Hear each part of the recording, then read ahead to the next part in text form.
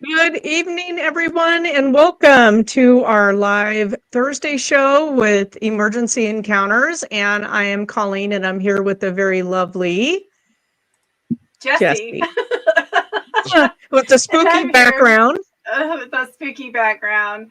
And I'm here with our very own world's worst Yes, spy. you dirty birdie. And we have a very special guest tonight. Tonight we have a guest. It's author and paranormal researcher Keith Evans. And Keith, it's really wonderful to have you on the show tonight. And he is an author of two different books, and we're going to share those books.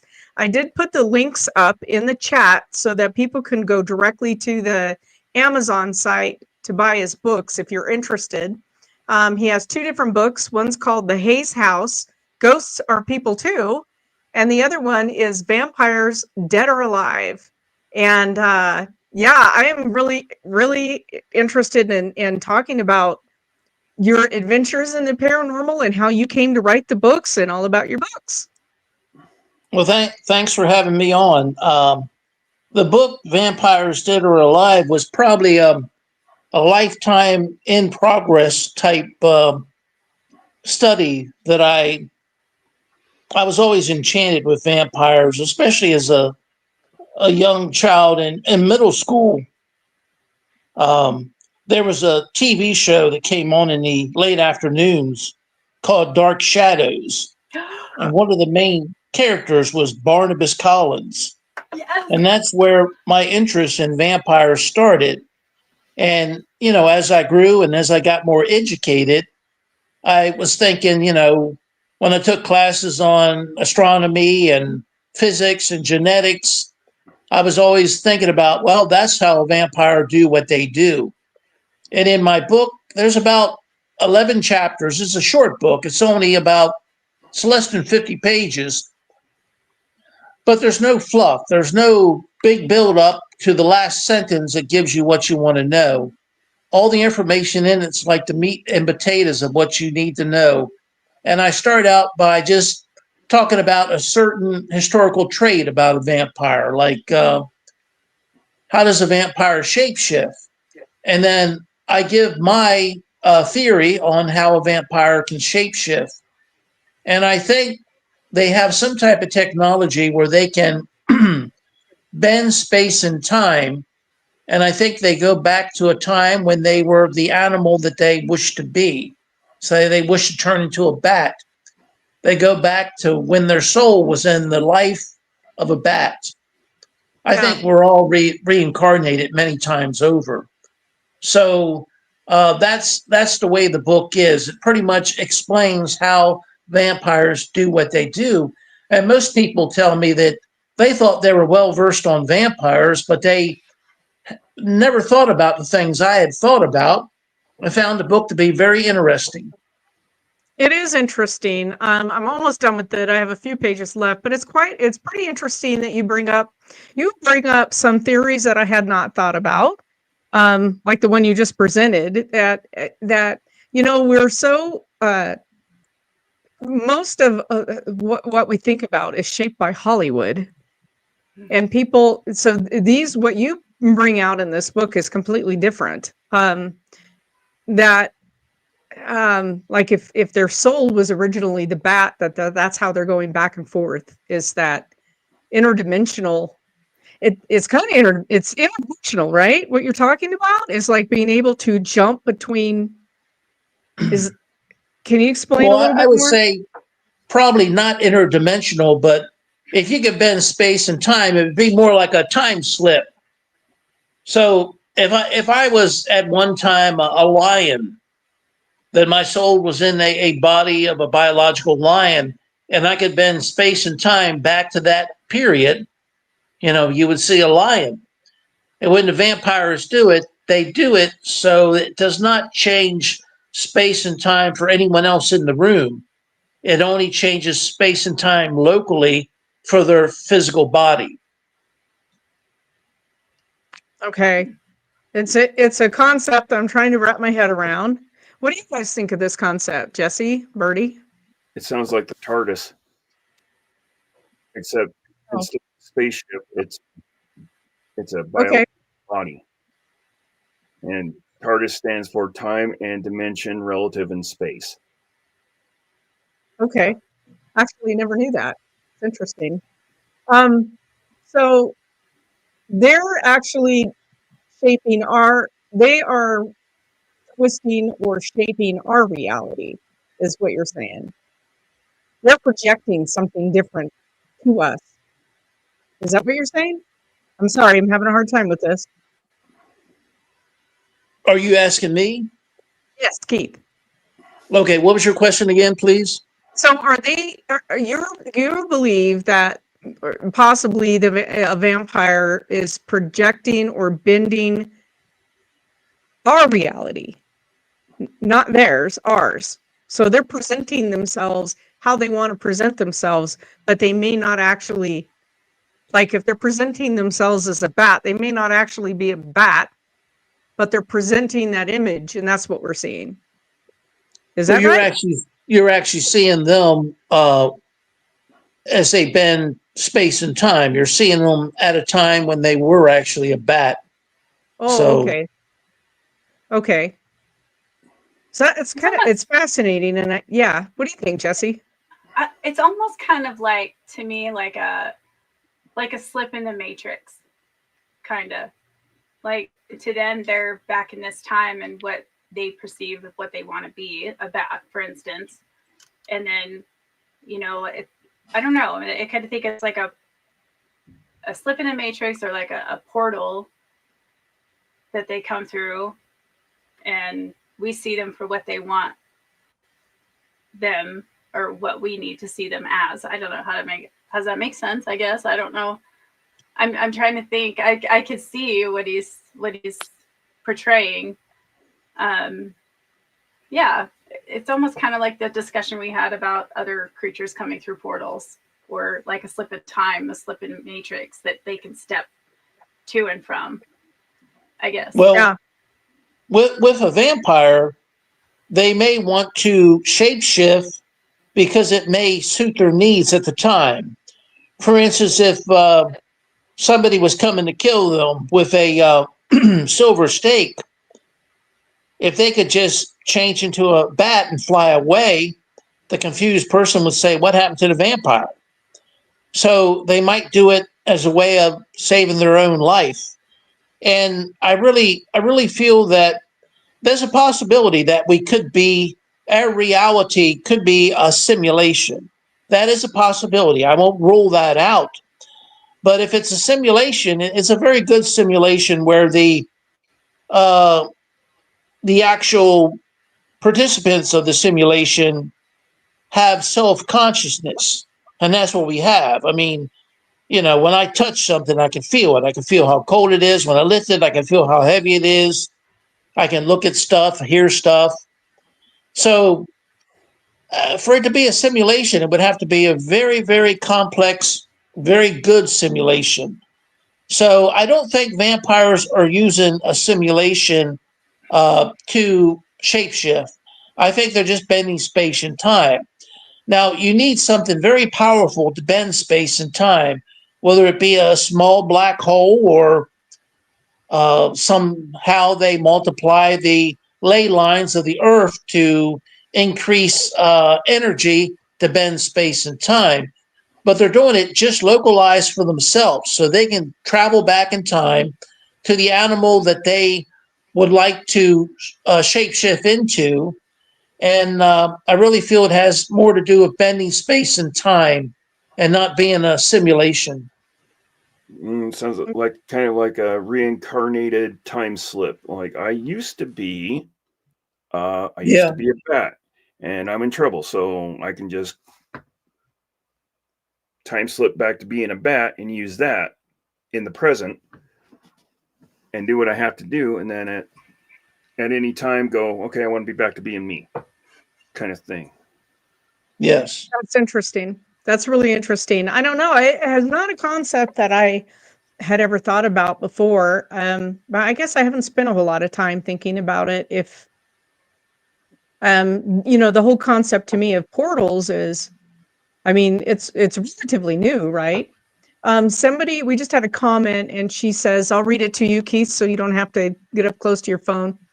Danielle says, I kind of lean more towards a telepathic mind control concept. They want you to see X, then they control your mind physically so you see what they want. Yeah, I agree with That's that too. interesting too. Well, I feel that vampires and ghosts and spirits too can telepathically send you information, Oh, yeah. and they can do it to the point where you think they're there, but you're the only one that's seeing and hearing them, and no one else sees them or hear them. But I think there's more to it when a vampire shapeshifts than just a telepathic communication. Yeah, that's pretty interesting. And so we can move back and forth between these two books that you've written, and the other one that I put the link up to in our chat is let me share this one here. This is the book called The Hayes House: Ghosts Are People Too. Why don't you talk? And before we get started on this book, Danielle has another comment.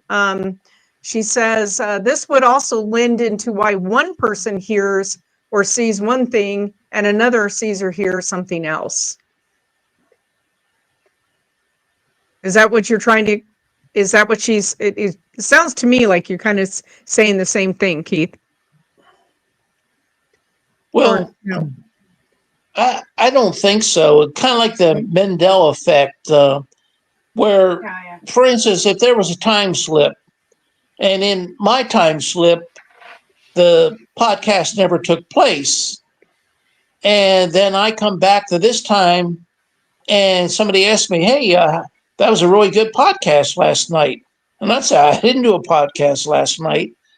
That would be a time slip where I think sometimes people go in and out of um, different time travel and don't even know it.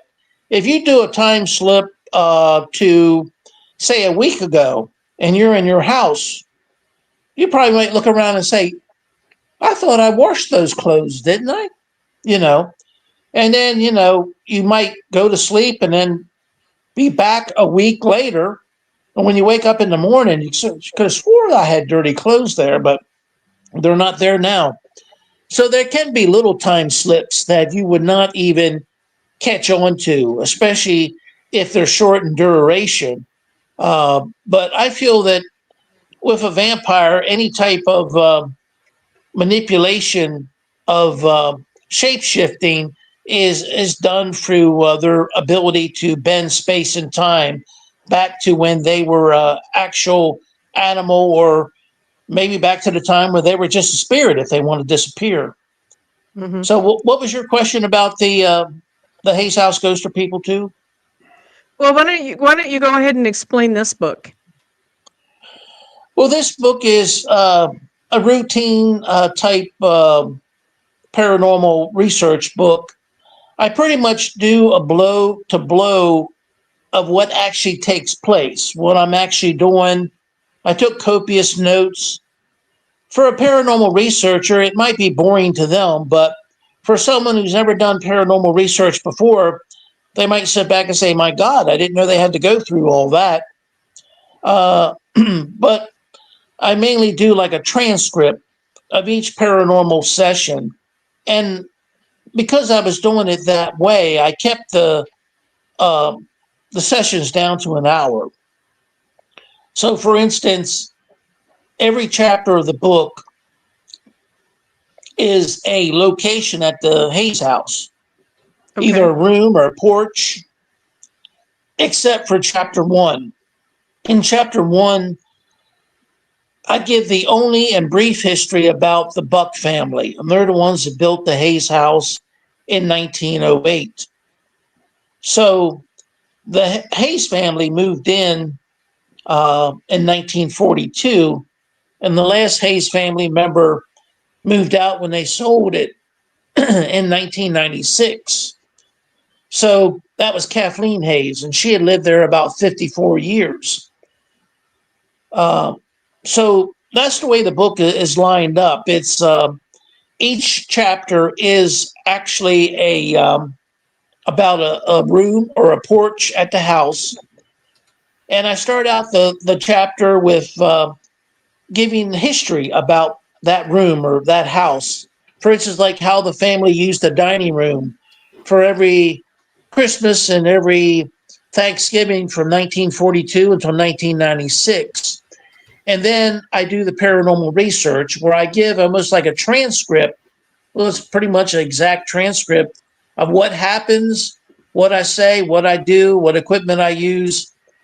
And after that, I do an analysis of the information I got during that paranormal session. And each chapter is actually follows that pattern of telling the history about how the Hayes family used that room, and then doing a transcript of the paranormal research. And then the third thing would be doing analysis of the data that I got during that day. So when you're investigating, Keith, are you working alone? Do you have a team? How do you go in? I've always worked alone. With me, being a paranormal researcher, when I first discovered that's what I was when I was 4 years old, was not thought of as being anything other than someone who had psychological problems or even someone who had Down syndrome or something like that. So by explaining that to my family that I was a paranormal researcher, I called holy hell. And not just from my family, but from everybody in the damn community. So I pretty much had to go underground and hide it. Otherwise, my life would have just been unbearable. So I got so used to just doing it by myself, and I never ran into anything evil or demonic, and most of the ghosts and spirits were so either neutral or nice that I thought, well, why try to coordinate with somebody else? And most people that I see how they conduct their paranormal research doesn't really jive with what I do. I mean, I know some people when I explain to them my paranormal research, every other sentence they say, "Oh, it's a sign of the devil. Oh, that's demonic." And I was there and I did the paranormal research live, and I didn't see anything that was threatening or demonic or evil. So you have to watch who you do paranormal research with. If you're getting really good vibes and having a good time and they're bouncing off the walls because they think that they see something that's evil, sometimes you're just portraying the ghosts and spirits as you see them, and the other person's just trying to get a TV show. Yeah. Yeah. We have a pretty. Oh, sorry. Go ahead. Me and you Go ahead, always talk at the same time. I know. Go ahead. Please go ahead. It's interesting that you say something like that. There are some shows with mediums in them, and it seems like there's a few particular ones that always say, some off the wall stuff. And, I being an empath medium, not everything is evil. Not everything is dark. It's just, and it's interesting. I was just talking to somebody about this today. Like, people need to have a better understanding that just because the house is haunted or this place is haunted doesn't mean that there's an actual evil entity in there. We have to research it and find out, what's going on.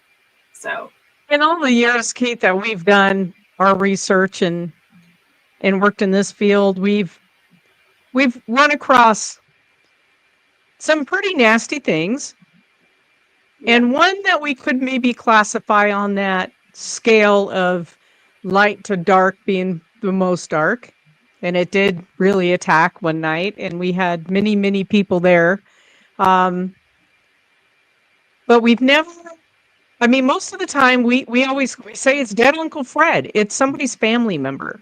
It's somebody who loved the house, who doesn't want to leave it. It's somebody who's emotionally tied to the people or the home or the land. And usually they're just dead Uncle Fred. And if you talk to them like you would your dead Uncle Fred, then you're fine. You're fine. We don't provoke.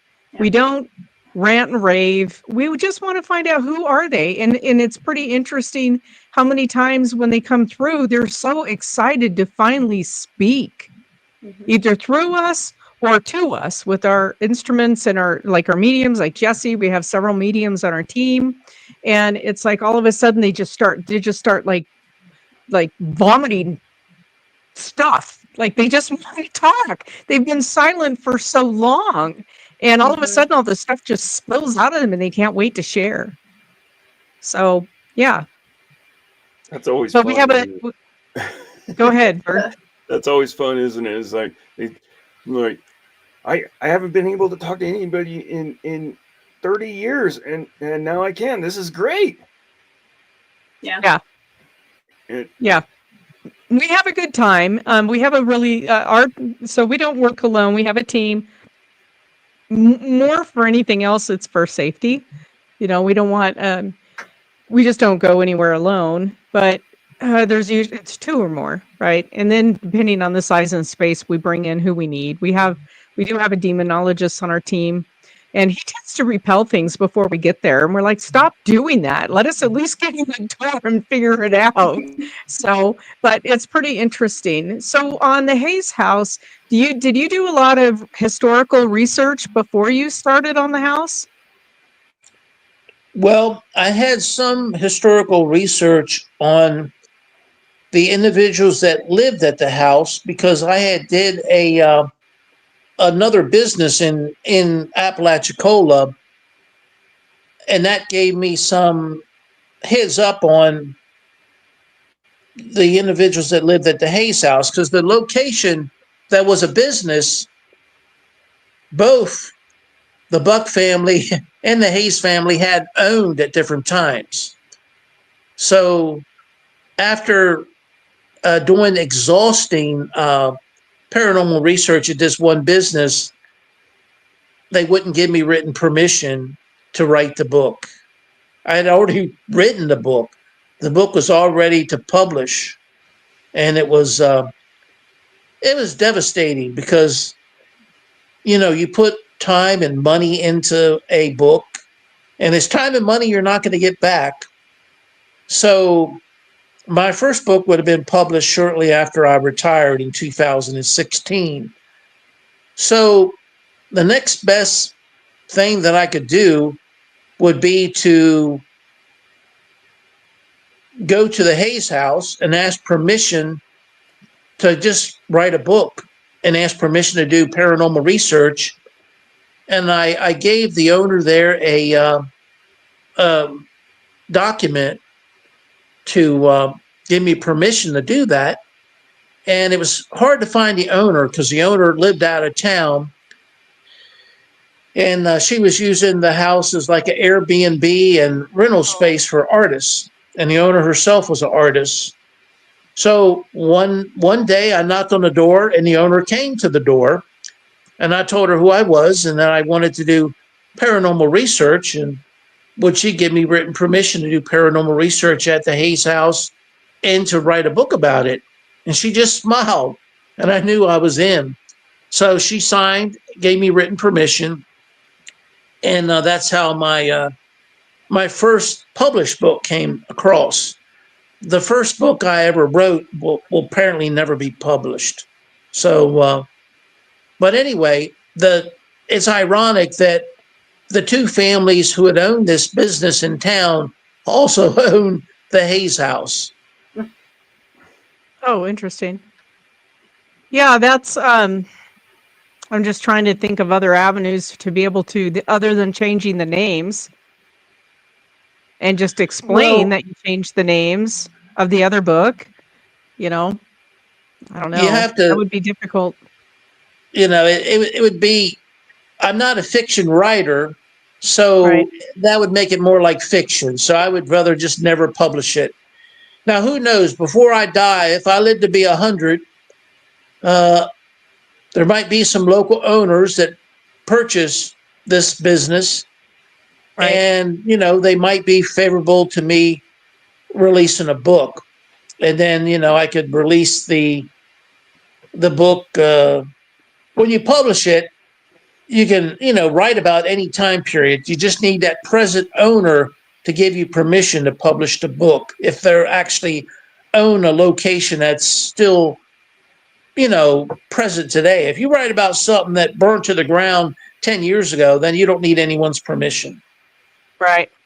For those of you coming into the studio a little bit late, we're speaking with author Keith Evans, and he has written two books. One is called The Hayes House, and the other one is Vampires, Dead or Alive. And we're having a discussion right now about his paranormal research, and I encourage everybody to head over to Amazon to find his books. I did put the link at the top of our chat. If you scroll up, it's going to be at the top of the chat. So it gives you direct links to Amazon for his work. We always like to give credit to anybody on the show who's coming in who's done some work like this. And so when did you start? Because you were in the military. We talked briefly about our military stints. And Keith, when did you start getting interested in the paranormal? When I was 4 years old.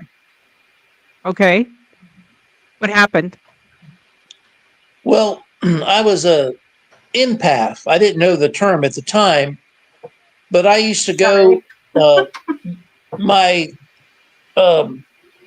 two great aunts lived in a house that had been in the Franklin family since about 1850, and they had this really nice wainscoting, which wainscoting comes from the bottom molding up to like the chair molding, and it's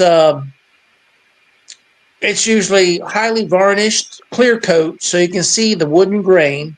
And I just thought that was the greatest thing I'd ever seen, and it made me happy.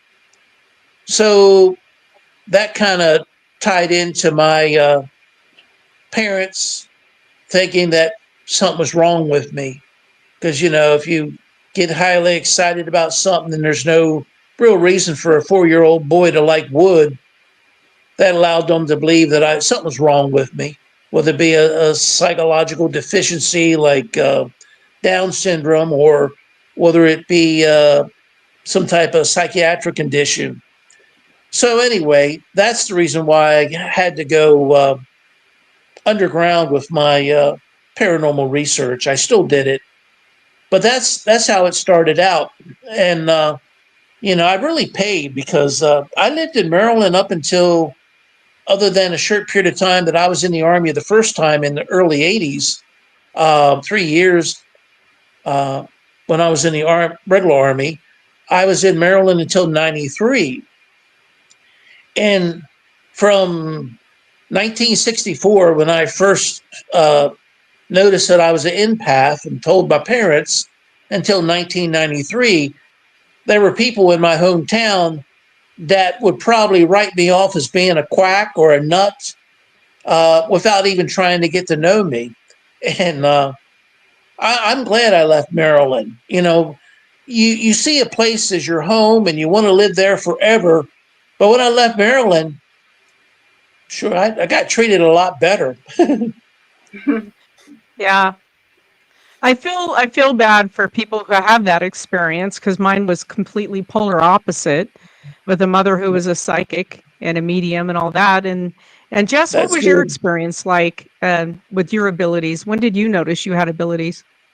Oh, I about the same age, probably even Mhm. sooner, but I didn't realize what I was seeing. I mean, there's stories that my aunt would tell me, but mine was more my parents. My mom knew I had abilities. My granny knew I had abilities, but it would scare my father so much that he didn't want me to talk about it. They just took it off as imagination, Yeah. And it really wasn't. So yeah. I get what Keith is saying. It's like you get labeled as being the crazy person, and you're really not. It's just you have a little bit more in tune and more, you see more than an average person wants to see. So based on your empathic abilities, Keith, do you also think that it would seem to me that to do the amount of research that you've done, you probably have some medium abilities as well? Well, No? I don't think so, but I think mainly, for instance, at the Hayes house, I got to spend so much time there. I had my key. I had a key to the front door, could come and go whenever I wanted, as long as I was very subtle. Like, for instance, if there was guests staying at the Airbnb, I would not allow them to know what I was doing. So, because some guests are afraid and want to leave, want their money back. So I had to be very cautious to not allow anyone to know that I was doing paranormal research. But spending a long time at the Hayes house, I was able to pick up the emotions of Kathleen Hayes, who had lived there for 54 years from 1942 until 1996. And the overall feelings that I was able to pick up from her was that she wanted a family to buy the Hayes house and use it as a family home again. She wanted to see the same type of happiness that the house saw when her family, ate Thanksgiving and Christmas dinner from 1942 until 1996. She wanted that for the Hayes house, Yeah. and I could feel that. But as far as going into a place to do paranormal research, my empathic abilities aren't that strong. I would just be wasting my time. I do better with the Mel meter and the Obelisk 5B and the thermal imager or thermal camera. Much better with equipment. Yeah. And what was your question? You had asked me something else. Well, I was asking whether or not you thought you might have some medium abilities, because usually when um, when you start picking up messages and it's like all of a sudden I just know things, and Jess, she's born with all of this stuff, so she understands, but it's all of a sudden you're just flooded with all this information. You don't know where it's coming from, and it has to be coming from the person you're communicating with. Like all of these images and knowledge just is there. It's like it's in my head. And that's more of a medium trait than an empath trait. And I didn't know if maybe you had any of that ability. Well, I don't think so, but I think it's just empathic abilities. Um, but anyway, I find ghosts and spirits will communicate with me just because I don't judge them. I don't.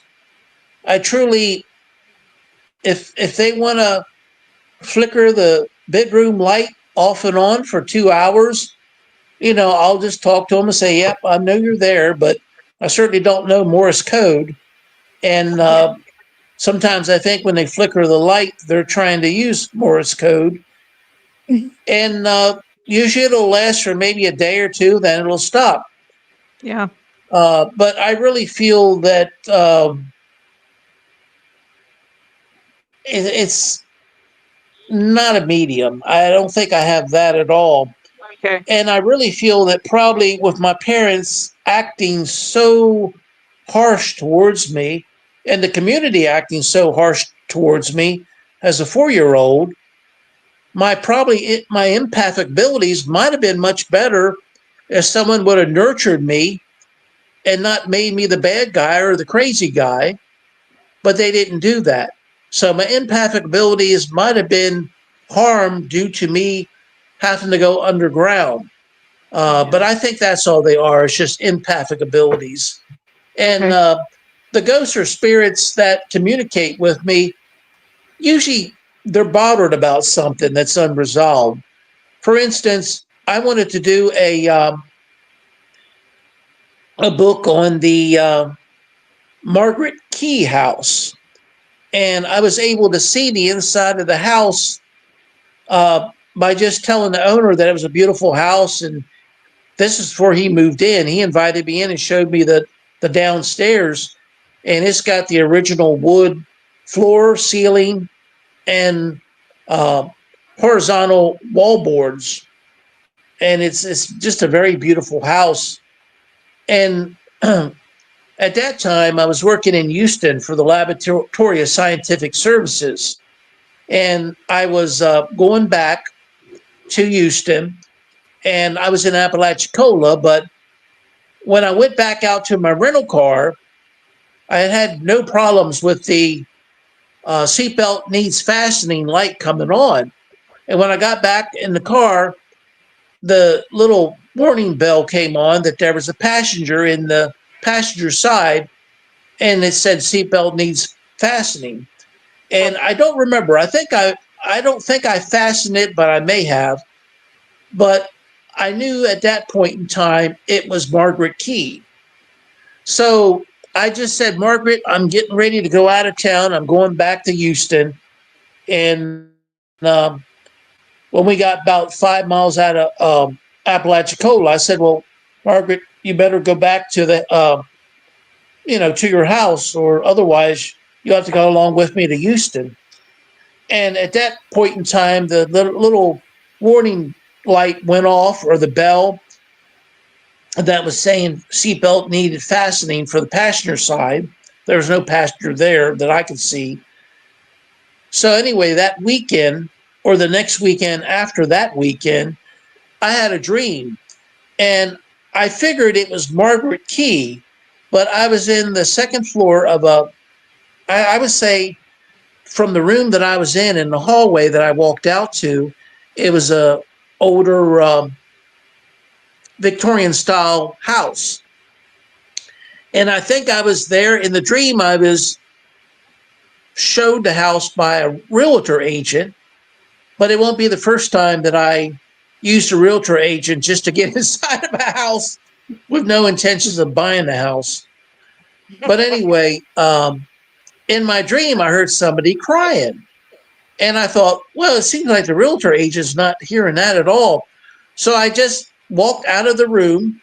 And when I walked out of the room, I turned to the right, and a little ways down the hall was a stairway. And there was an older woman with gray hair walking up the stairway. She was very thin, and she was crying. And she turned at the top of the stairs and looked at a mirror. And I was looking at her face through the mirror, and she was crying. And I just put my arms around her and hugged her. I felt sorry for her.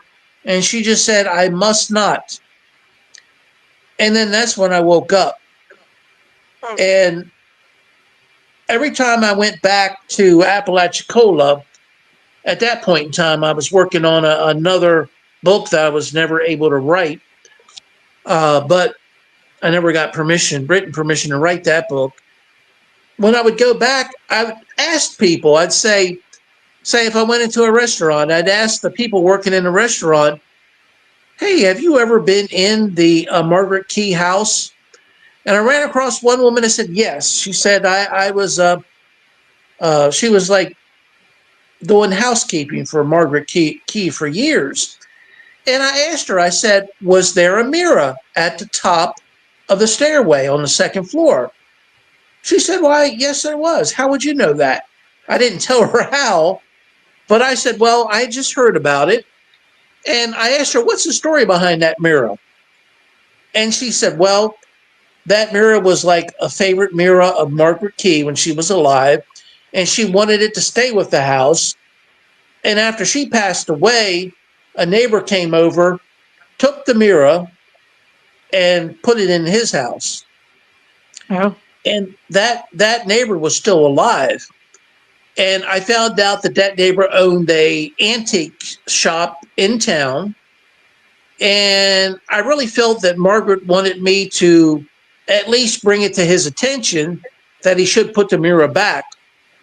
So I went into a store, looking around, and I looked at him and I said, do you remember that mirror that was at the top of the steps on the second floor of Margaret Key's house?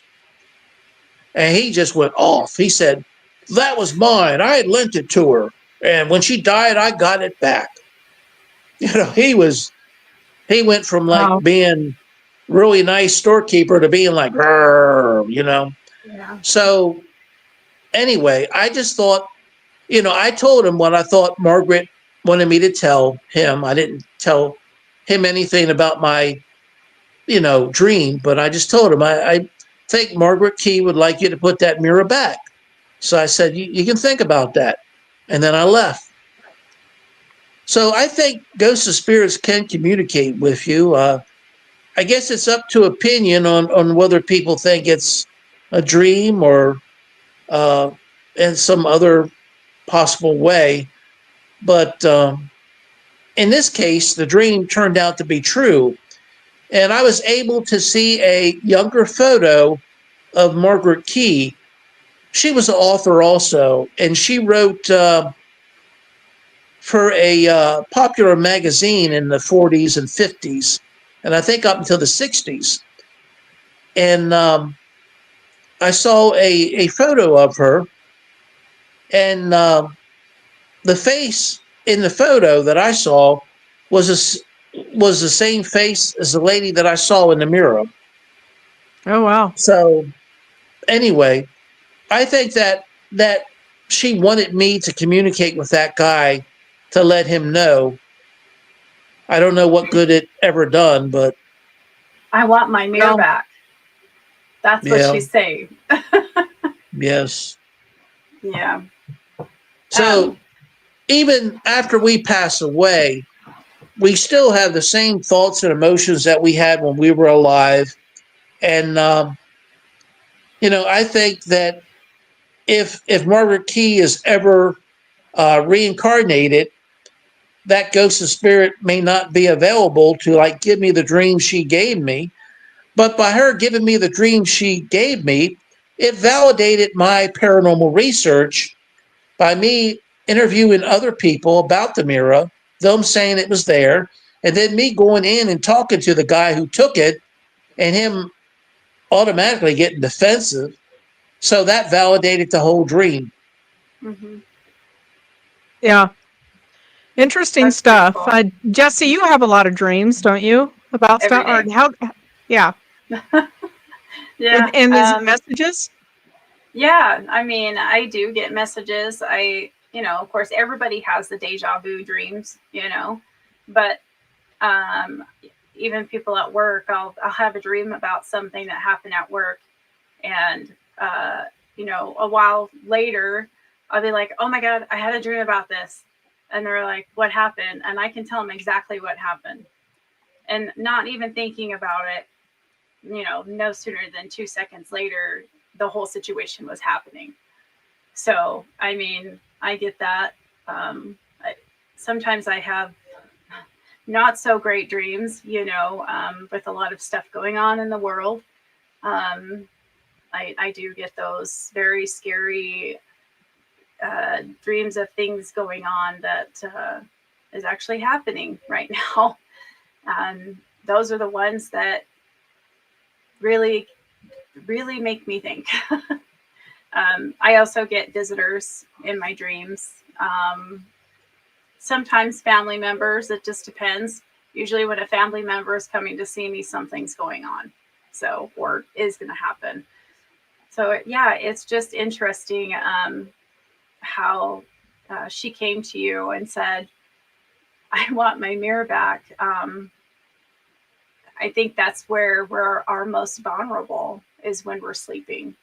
And that's when we get our messages, because if you really think about it, we're so busy during the day that we don't pay attention to things surrounding us. And so that's the only way that spirit can come through to some people and say, hey, I have a message. That's why I think it's important when you have dreams to write them down. When you're drinking your coffee, write them down. Because they're going to be something that's going to be meaningful to you later and maybe not. I still have yet to dream about winning lotto numbers, but Yeah. That's what everybody says. If you're such a good medium, how come you can't predict the numbers? But yeah, they don't understand that messages don't come in like that. yeah, It's yeah, messages appear when they appear. yeah, So yeah. yeah, That's that's interesting. really interesting. It would be kind of fascinating to find out if he ever had a guilty conscience and he ended up putting the mirror back. To follow up on that, Yeah. you know, how Well, long ago was? I really think that she wanted to keep the pressure on him, and she knew she could do that through me because, you know, I don't really, I think if you can't afford to buy it, it's not yours. And I couldn't find any history on where she bought the mirror from him. And the house was built back in historical wise. The Margaret Key house was built back in around the 1850s by a gentleman who owned a Cuban cigar making manufacturing business, and he sold his Cuban cigars locally. So the house was a very expensive house. The wood in it was some of the finest wood that they were cutting down the old growth timber at the time. So I have a feeling that mirror was probably left there from the original owner. And so I'm happy to help ghosts and spirits by giving messages to other people. And I try to do it in a way where I don't offend them, even though this guy was offended right away. But I do it in a way where I'm not harming anyone physically. And I was happy to be able to help her. And I feel that Margaret Key helps me a lot. I think when it comes to book writing, I'm a very good paranormal researcher and I communicate with ghosts really well. But when it comes to writing a book, you know, that's rough for me. And I think that in many ways, Margaret Key helps me to read it and go over it and make sure it's grammatically correct, make sure my spelling's correct. And, you know, somebody always said that I would mix the subject and the verb. I would put the subject before the verb or whatever. And I think they do that in Spanish. But anyway, in English, it's wrong. So, in many ways, when you're writing something, you say whatever you say, but you say it in a way that you've always said it. But if you're going to write the book, you want to use correct English. And I think Margaret Key was very helpful with making sure that I at least had a better improved book as far as the English language goes. As far as the thoughts and the feelings and the theories within my books, that's all me. Yeah. So- Keith, have you ever had an experience? Sorry, Jess. Once again, have you ever had an experience that that frightened you? Paranormal wise, Yeah. I would say one time I was doing paranormal research in a place where I wasn't supposed to be, but I had got a key to get into that place from one of the employees, and I wanted to do paranormal research there. So I was up there, no lights in the dark, and a lot of times when ghosts and spirits go through wood or go through glass, their electromagnetic energy is moving so fast it'll make a knocking sound. But when ghosts and spirits go through glass window, to me, it sounds like taking a plastic bag and slapping it against the window. And I was up here in this location where I'm not supposed to be.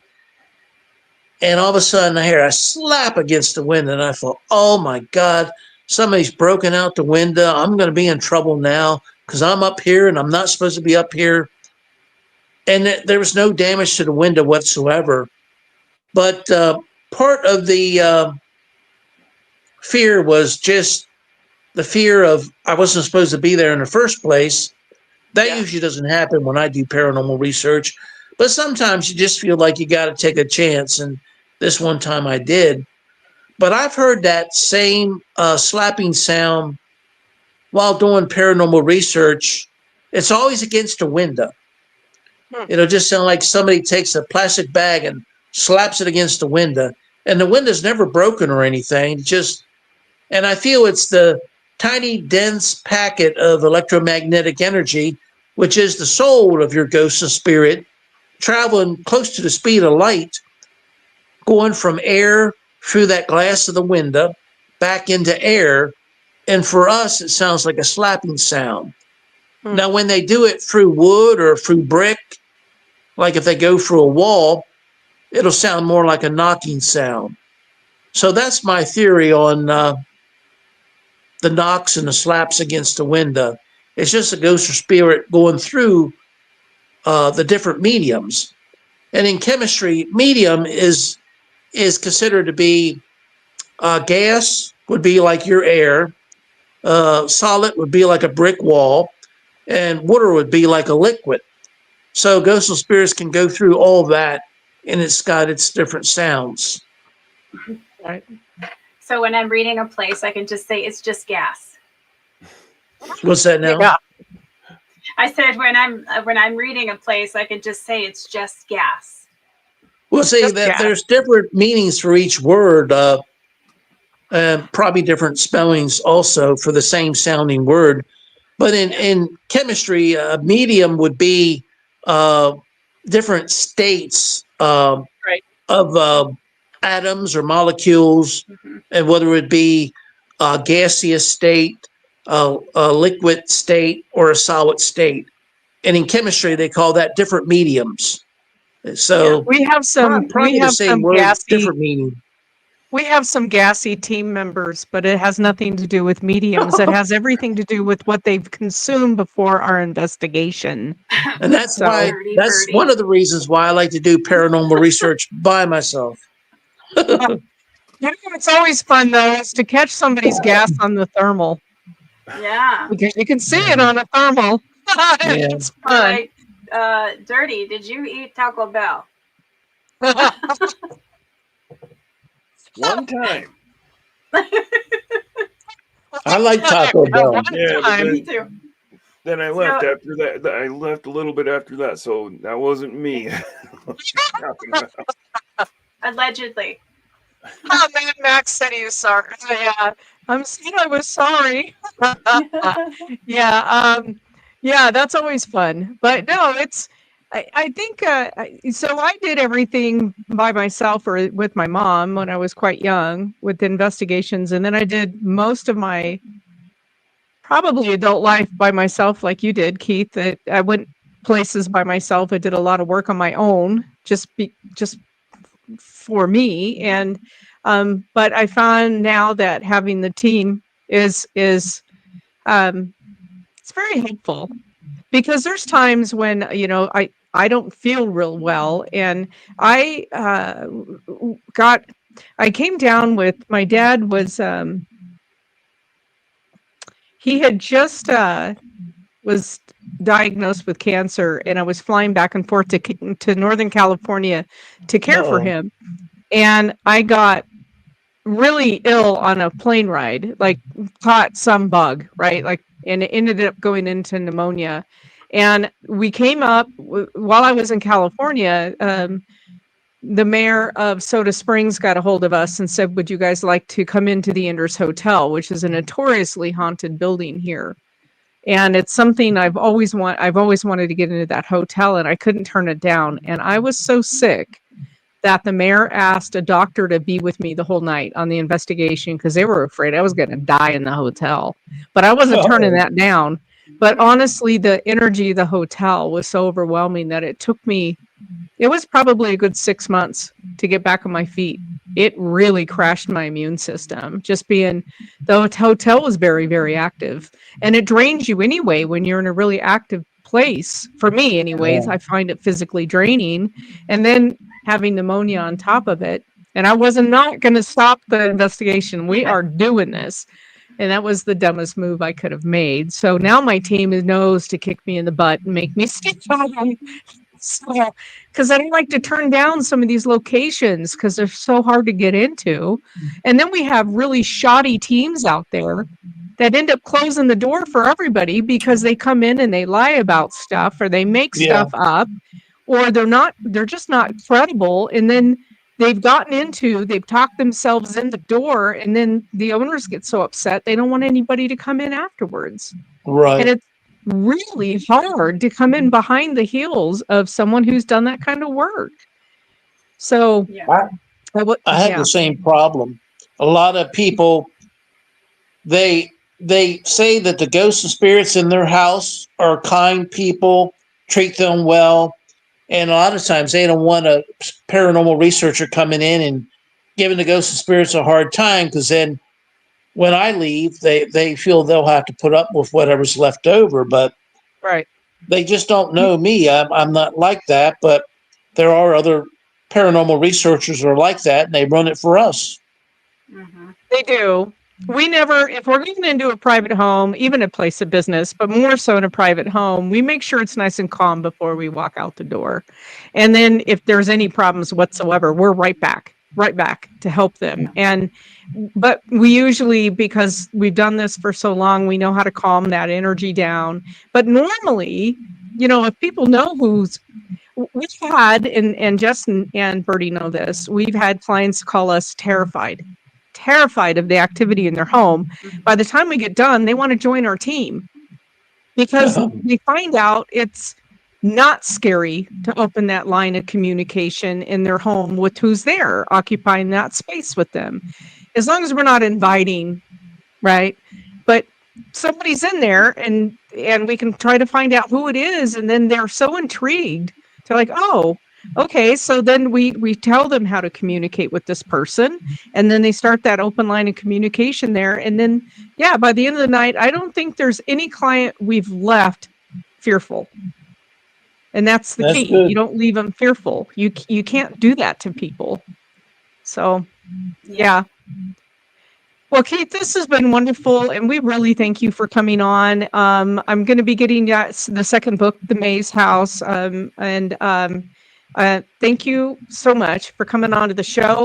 Like I said, these links are up, and I'll make sure that the links also go on our Facebook page. That's Pocatello Paranormal Research. We're going to put your links up there as well for your books, and invite everybody to go check your books out. And buy the books. Can't check them out. Not a library. Check out. But yeah, it's very cool. And I'm really always thrilled when people are in the paranormal world and they're doing the writing, because it does help. It helps our future investigators come up and understand. It's a lot of people want to do this and they don't know where to start. And books like yours with the research that you do might help them. Yes. Yeah. Well, thanks for having me on. It was been a really good podcast. I've enjoyed it. You bet, Keith. And to our audience out there, thanks for hanging in there with us. And we will catch you guys next week for another show.